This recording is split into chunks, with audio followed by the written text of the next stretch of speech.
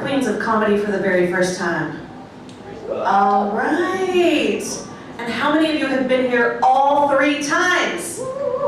Okay. So you see my Getting Lucky in Kentucky shirt. Now, you've heard a little bit of this before, but you've never seen me do this in front of my father. Who is here tonight? And so I think that that's going to make it a little interesting or awkward, which I think is fun. So let's go for it. Okay. So, Getting Lucky in Kentucky, people like to wear these shirts. The tourists come in, they think it's about betting on horses or getting lucky, you know, like that. Which is true, but in Kentucky, we know that what it really means is fucking your cousin. Yeah. I found out I was inbred in the 3rd grade. I was doing a family tree project, and I started filling it out, and I was kind of smart, you know? And I was like, this does not look right, you know? It should be a big tree. But mine was like this. You know, the kind where like the sun doesn't shine on one side. And so I take it to my mom and I'm like, I think I did something wrong. Can you help me? And she was like, well, honey, it looks beautiful. What's wrong? I was like, that's my question. Why do my grannies have the same last name? Oh, honey, lots of people have the same last name. It doesn't mean you're related. Oh, I was pretty sure that I was going to get bullied at school. And you will never guess what the teacher said to me. Nothing! It's Kentucky! I mean, she's probably inbred too, you know? So everybody acted like it was no big deal, but when Ancestry.com came out, I was like, I am on this. And I started researching, and it did not take long for me to find Dolly and Edward and Dolly, my great-great-great-great-grandparents on both sides. Yeah, they are the Adam and Eve of my family. And I could not wait to tell my parents. And if you're thinking, Heather, this is embarrassing, why would you be excited? Well, let me ask you this. Who here does not want to prove to their parents that they literally fucked you up? So I wanted to make it special, and I decided I'm going to do this at Christmas, right? So print out the results, wrap it up, put a bow on it. Actually, I had to do 2. My parents got a divorce. Yeah, they like to say they were so similar they couldn't get along. Yeah, so I give it to my dad first, and he's totally dismissive. It's not like we knew, Heather. Okay, but maybe you should have. If our last name was Smith or Jones, I get it. It was Broadus. How many Broaduses y'all know? Right? Not too many. Not too many. Now, I get my parents, they were just horny teenagers, so, you know, they're not paying attention. But what about my grandmother? Like when she met him, why did she not say, that's my last name? Now, she did have dementia, but not until later, okay? Not until later. I give it to my mother, and she says, get this, well, you should be honored.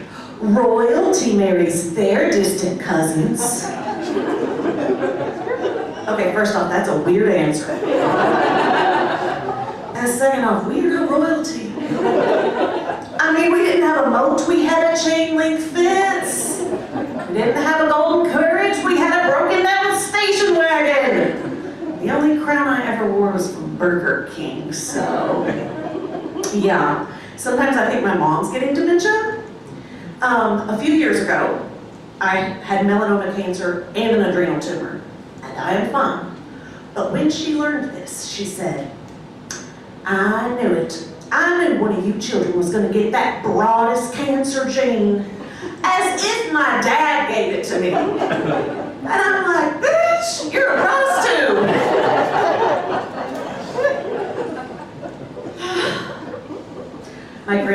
did end up dying of Alzheimer's, which was devastating because her obituary outed our family secret.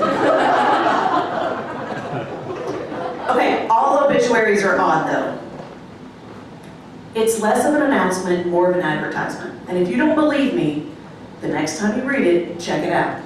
Are they saying my loved one passed? Or are they saying, here is the time and date that any of you, whether you know us or not, can come in and see the dead body? Right? Like Ripley's Believe It or Not is coming through town. They stand in line, they wait their turn to get up and sneak a peek. All right, I was watching Dateline the other night. I do that every night. I love Dateline. And some guy walks up to the casket and kisses the corpse on the lips. Oh my God, police, we've got the murderer. No, I was wrong. It was a creeper down the street. Said it happens all the time. Who would have thought that if you invited people, just complete strangers in off the street to see a dead body, you might get some weirdos? Okay, so I don't know how I got this talent, but early on in life, I became the go-to funeral singer in my small town. And so this is what I do. And so when my grandmother died, I had to sing at the funeral, which is perfectly normal. I'm used to doing this. But I normally get to do it in a back room. And this time they were like, no. We want you to be just right out there by the casket with her. And I'm like, well, I mean, am I entertaining you all, or am I singing to her? Is this a serenade? Like, what are we doing here, right? Like, this is not normal. And they videotaped it. Are we videotaping funerals now? Why? So when I was growing up, my mom used to always say, honey, dance like no one's watching. Which I thought our peeping Tom enjoyed a little too much. So, when I complained about the video, she was like, oh honey, just sing like no one's watching. And I thought, oh my God, somebody's gonna get off to this later. Enough with the creepy funerals. Okay, when I die, I want people to have a good time, right? Like no tears. I'm thinking a murder mystery party. A real whodunit. Even if you know how I died. Scurvy. That's how I know where my Oregon Trail homies are. Okay, here's another one. I think I'm gonna fly my family down to the Caribbean to do a scavenger hunt to find their inheritance. Make them compete. Now, y'all, I'm giving everything to charity, but they don't know that. What they're gonna get is a framed family tree and some DNA kits, you know? To make sure they stop fucking their cousins! Okay, but my favorite idea, and what I'll probably do, is have a celebration of life. Just get cremated, have singing and dancing, liquor them up. And then at the end, as they're walking out, have someone hand them these little bitty bags of ashes as party favors, right? Let's talk about getting the last laugh. Woo! Okay, you can't spell funeral without fun. That's stupid, I know, I'm inbred. All right. I am a big deal in Kentucky though, all right? I was the champion, the state champion, not once, but twice, at Bible drill. Now, if you're not familiar with Bible drill, it's like the Hitler Youth for Southern Baptists. And not to brag, but I was the best. So I knew all of the verses, all of the books, and all of the theology, and I knew that women were not supposed to lead. But I had a little bit of a rebellious streak, so I decided, I'm going to be the first woman president. And I told my father this. I was like, what do I need to do to be the president? He said, said, well, you should probably become a lawyer. Done. All right, third grade. What does a third grader do when they know they want to be a lawyer? They ask for a briefcase for Christmas. And I took it everywhere, including church. Yeah, and I was always working on my legal arguments. So one Easter after church, as we're walking through the line and I've got my briefcase, I say, Preacher Dan, that was a good sermon. And I agree, the Easter bunny is pagan. But also, did you know that we calculate Easter based on the first Sunday after the first full moon of the spring equinox? And that's also pagan. So you just want to be more consistent with your arguments. You'll just make it a little more believable. Okay, good to see you. So then, this teenage girl got pregnant. And of course, everybody was gossiping about it. And I was like, So I walk into Preacher Dan's office. I put my briefcase on the table and I'm like, Preacher Dan, I'm here to defend Amy. Now, we do not know that she has committed this sin. She's still wearing her purity ring. Her cousin's been gone all summer.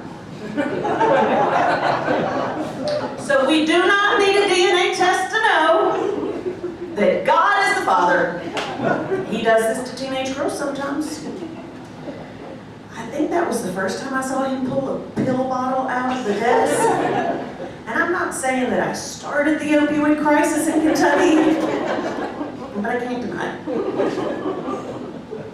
All right, I could tell y'all stories about Kentucky all night long, but we got a lot of childless cat ladies and one mom who's trying to stay away from her kids. So I'll just tell you this. Who here's been watching? Anyone watch The Crown on Netflix? Okay. Well, if you've not watched it, it's all about the monarchy in England. It is so good, so good. And I know I told y'all I wasn't royalty, but y'all, my family, we do actually have a lot of drama. And we have been known to cover up each other's crimes. And there is a redhead in the family who likes to stir up shit. So I don't know if I'm Harry's cousin or not, but I'll tell you this. Y'all can kiss my broad ass. Because I might be inbred, but turns out I think I am a queen. Thank y'all.